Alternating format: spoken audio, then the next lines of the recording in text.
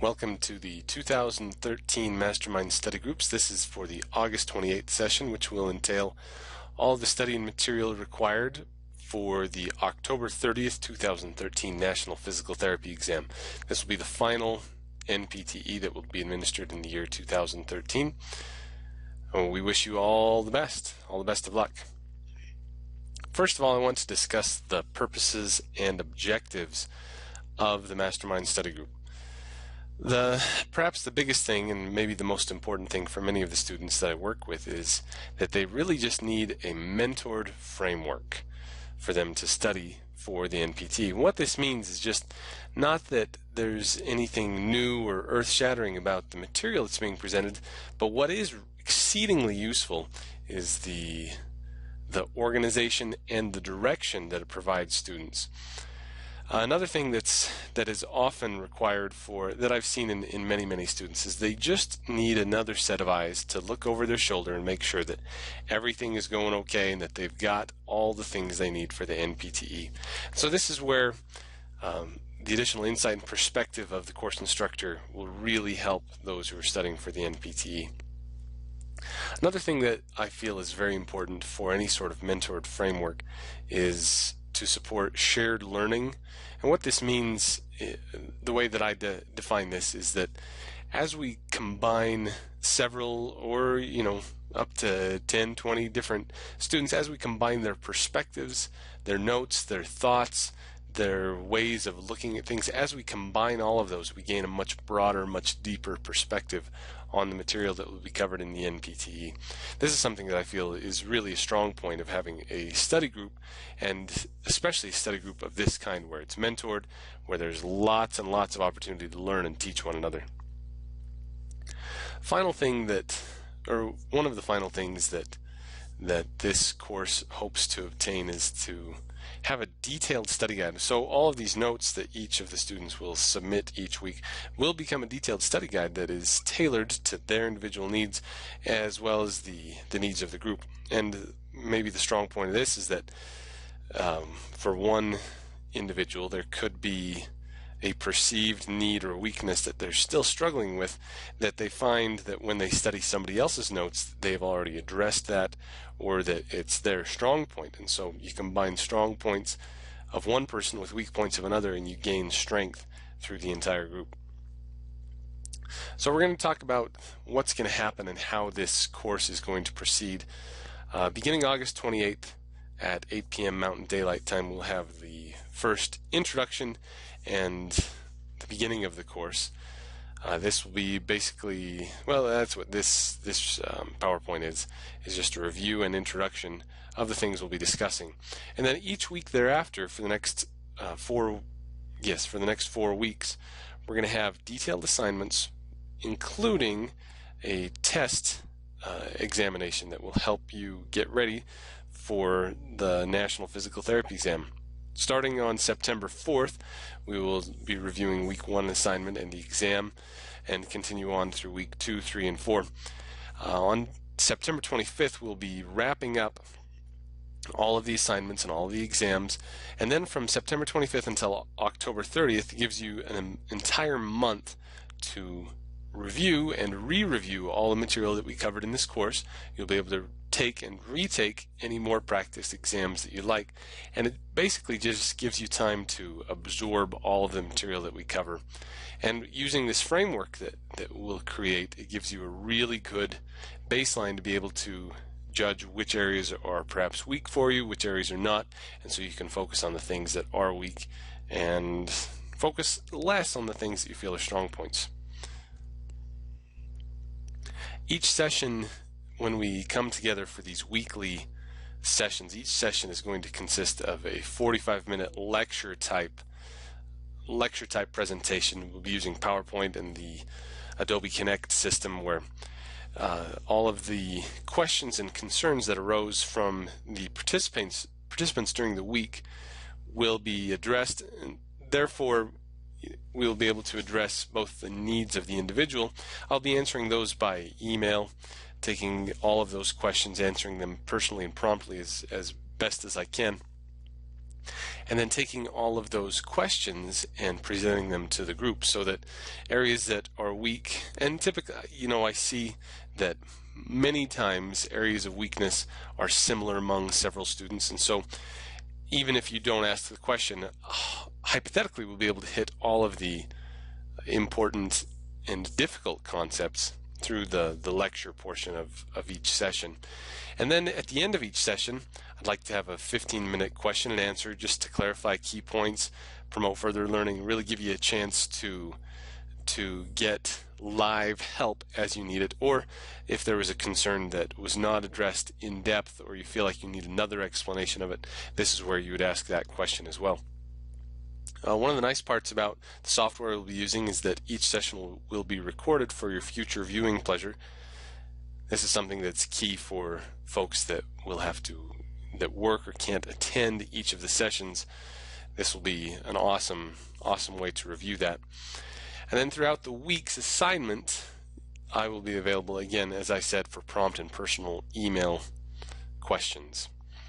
Moving on to the assignments, let's talk about each of the assignments. I've prepared a syllabus that will describe each assignment in detail, and really the key is that we're going to be following the FSBPT's content outlines.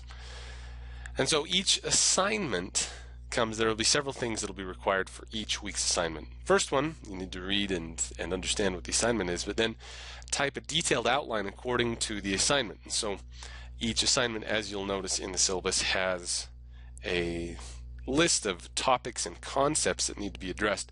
And so what you'll do is you will take that broad coached outline and really flesh it out and create, so for instance, in the examination session, you will take all of the examination tools and measures that you would use on a patient, and clinically you'll take all of that and list it in a way that will be both readable to you and readable to others. And so that's the importance of typing it up, is so that you can then, as it says, at the end of each week you'll submit each of those typed assignments, and those will be compiled and create the grand study guide that will be given to each of you, that will be tailor fit to each of your individual needs.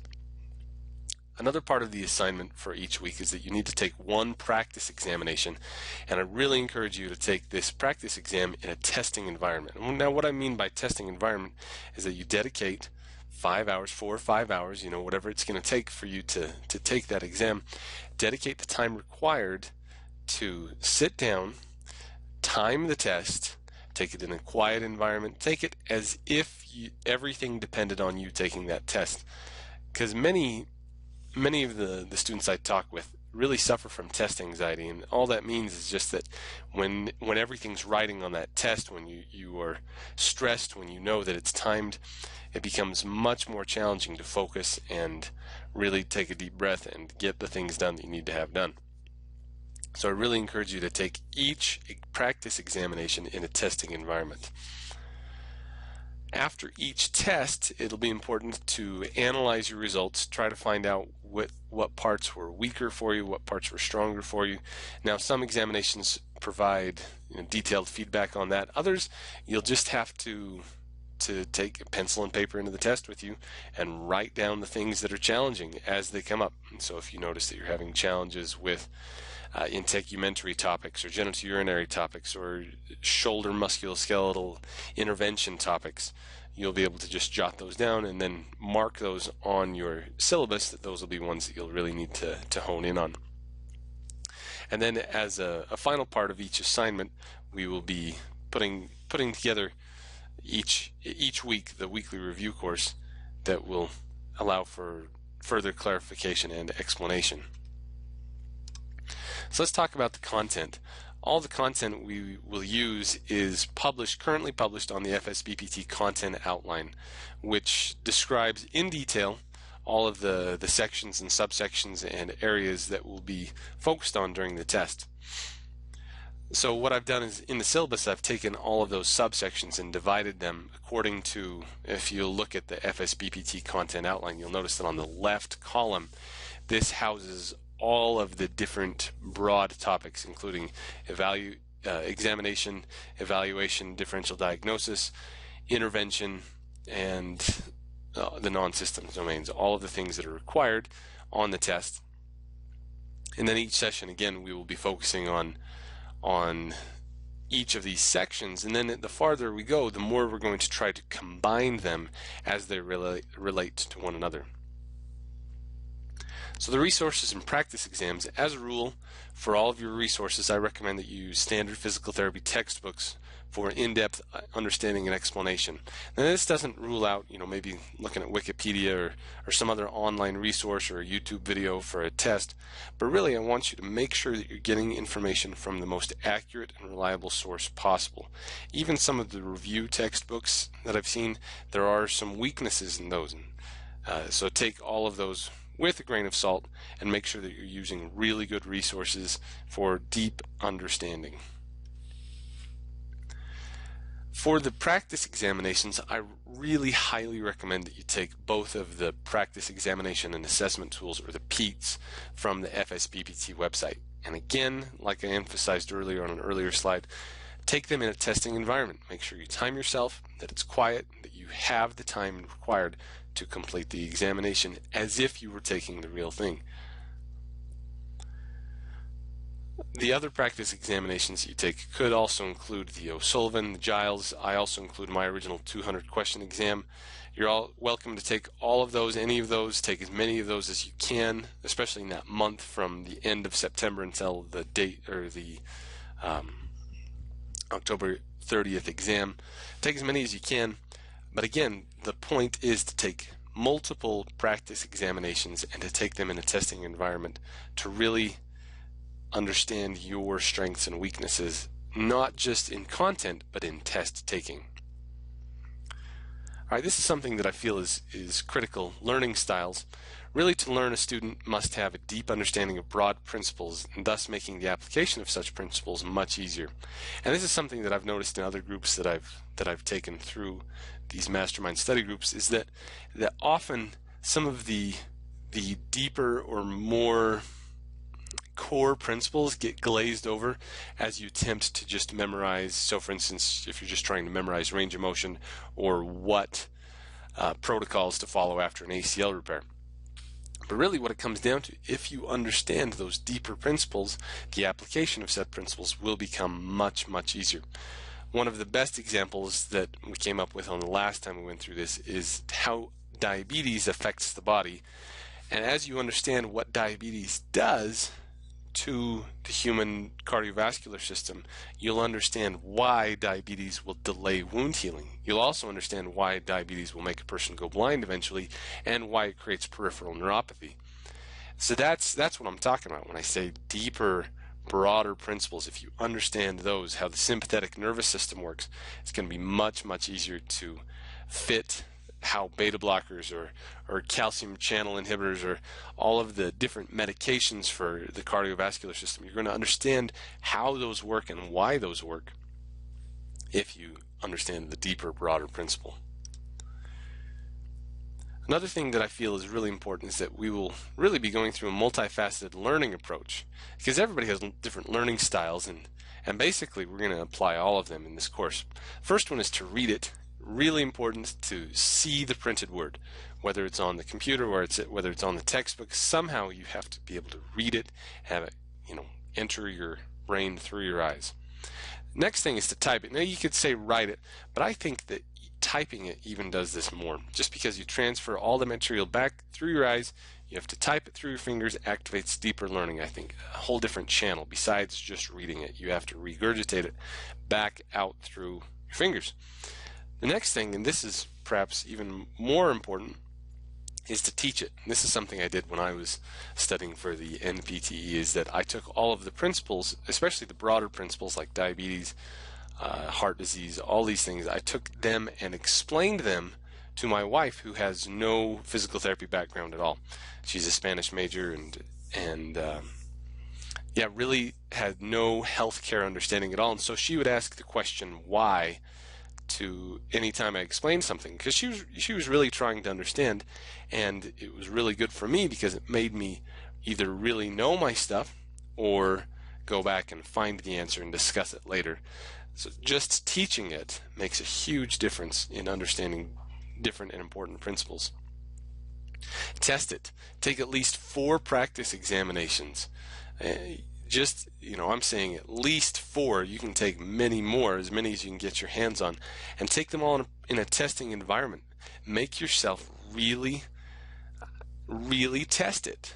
This is something that I've seen students do in the past, is that if the answers are right there readily available, they will look at the question and then they'll guess, in their mind, they'll guess that, question number 2 or option 2 is the correct answer, and immediately go to the answer section and see which one they got right. Now, when you do that, you kind of cheat yourself out of the true, committing and reasoning through a principle, for just all you're doing is taking and giving an immediate guess and then an immediate satisfaction on the answer. You didn't really have to think or deeply ponder the question. That's something that I really think taking it in a testing environment is crucial. Last thing is just to hear it. If nothing else, just re-listening to these recorded sessions is going to make it so important, or it's going to make it so much easier to think about it. You're going to have it on the go, especially if you're listening to it on the iPod, some sort of mobile device. Taking and listening to recorded sessions, again, crucial, because it activates a whole nother portion of learning in your mind. You're seeing it, you're typing, you're teaching it, testing it, you're hearing it. We're activating all these different ways of learning it. All right, we've discussed all of the material, all of the basic concepts and instructions for this course. Now it's time to explain what the next assignment is going to be. This will be classified as the week 1 assignment. The first part of the assignment is to look at all of the non-systems domains. Now I put this all in the first section, or the first assignment, simply because this is one of the smallest sections. It represents 12.5% of the exam, have about 25 questions, and I've taken the FSBPT content outlines and created questions, or a more digestible way of approaching all of the content. So listed here are all of the different assignments associated with the non-systems domains. The other part that you'll do in this first week is to study all of the physical therapy examination techniques. Now this is a big category. 26% of the exam will be represented by this, with approximately 53 questions in 5 categories. Now the questions will go, cardiovascular and pulmonary will only have 10 questions, whereas the musculoskeletal and the neuromuscular system will have 22 and 17 questions respectively. So much more in the way of musculoskeletal and neuromuscular. And it makes sense. I mean, this is what physical therapists do, is primarily musculoskeletal and neuromuscular examination, evaluation, and interventions. The integumentary system and genitourinary system, I don't want to tell you to glaze over this, but honestly, if you're trying to spend time studying something, I would spend more time studying the ones that have more questions and de-emphasize the amount of time you spend on the integumentary and genitourinary system, simply because there's not nearly as much material from that. As always, refer to the syllabus that is provided and the FSBPT content outlines for more specific instructions. In fact, I highly recommend you spend a lot of time studying that FSBPT content outline, just getting the gist of what they're after. And they do leave it in broad topics, broad principles, but I want you to follow that content outline. Make sure you know what it's talking about. This is something that perhaps many students glaze over when they're going over the content outlines, is that it's not just musculoskeletal system examination for your regular average standard adult. What it says is it needs to follow or that you need to apply it through the lifespan or with other systems. So for instance, think about musculoskeletal system examination, not just in your healthy college student who tore their ACL. You also need to look at it in terms of how would you examine a pediatric patient, how would you examine a geriatric patient, or an obese patient, or all of the different scenarios that could exist, not just in a healthy, otherwise healthy, garden variety ACL testing, Lockman's test. Again, point is, refer to the syllabus and the FSBPT content outlines for further instructions on that. I wanted to go over a couple of common questions that come up. First of all, how should I allocate my time? Be sure to pace yourself. You really need to get through 1 to 2 subsections on the syllabus or the FSBPT content outlines daily. Now this really means that it's going to take several hours. I recommend 4 hours simply because there is so much to cover. Everything is writing on this exam. You don't want to have to retake it. If you're already retaking it, you don't want to retake it again. Take the time required and study each day very methodically. Put the time in, get the subsections done, put the time in. As far as which exams you should take first, I recommend you take the PEAT, the Practice Examination and Assessment Tool. Save those for closer to the exam, and so during the 5-week formal section of this course, I recommend you save the PEATs for the last 2 weeks, simply because by then we will have studied more and more material, and it will give you a much better estimation of what your status is or what your strengths and weaknesses are. If you have a question, please email me, admin@physicaltherapyexamprep.com. This is the quickest and best way to get a hold of me. I will answer those personally and promptly as best as I can. If you want to study ahead, yes, you can study ahead, but make sure you feel really confident about the material that you've just studied. I do recommend that you spend the time on each assignment. Again, just make sure that you're very confident and have a good grasp of the assignment before you start working ahead. And do you have to type up your outline? This is something I guess the question is, should you handwrite it or should you type it? I mean, honestly, handwriting, typing, both will accomplish the same thing, except that typing it, I highly recommend this because this allows easier sharing, especially if you want to participate and get the perspective of other students. They will appreciate it if you type yours, and you will appreciate it if they type theirs. That way you can read it. That way we can share it much more easily and be able to cover much more material in a better fashion. And so there you go. That's the first week, the introduction and overview for the Mastermind Study Groups 2013. I'm really excited for this August 28th session. I feel like we have a lot of really good things going. We've got some good participants. We're going to make things happen. We're going to make things happen. All the best. Cheers. Until next time, this is Will Crane signing off. Good luck.